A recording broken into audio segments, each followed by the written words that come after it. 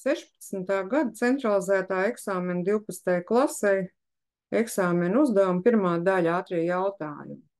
Viens no vienādojuma 2x plus 4y vienāds 0 atrisinājumiem ir skaitļu pāris.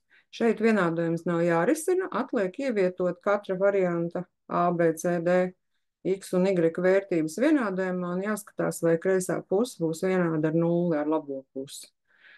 Nu, sākam rēķināt. 2 reiz 4, šos te x četrnieku liekam x vietā vienādojumā. Un y divnieku liekam y vietā. Tātad 2 reiz x, kas ir 4, plus 4 reiz y, kas ir 2, vai ir vienāds ar 0? Nē, nav vienāds ar 0, nedara. Otrais uzdevums, otrais variants, 2 reiz un x ir 4, plus 4 reiz un y ir mīnus 2. Sanāk ļoti jauki, 8 mīnus 8 tiešām ir 0, tad šis laikam būs pareizais variants. Varat tā līdzīgi pārbaudīt visus variantus, lai pārliecinātos, ka nekļūdaties.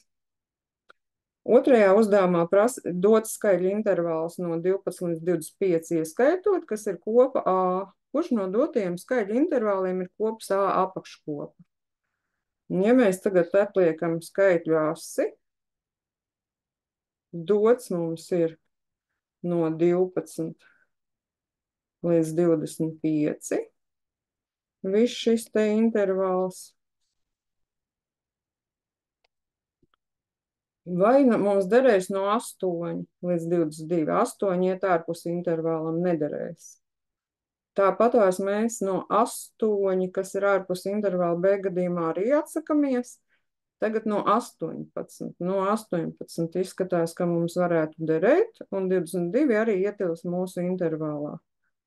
Tātad mūsu atbilde C mūs apmierina pilnībā. Kāpēc neder D? Tāpēc, ka intervāla labais galpunkts 28 iziet ārpus dotās kopas A. Un vēl viens uzdevums par eksponentu funkcijām. Dots grafiks funkcijai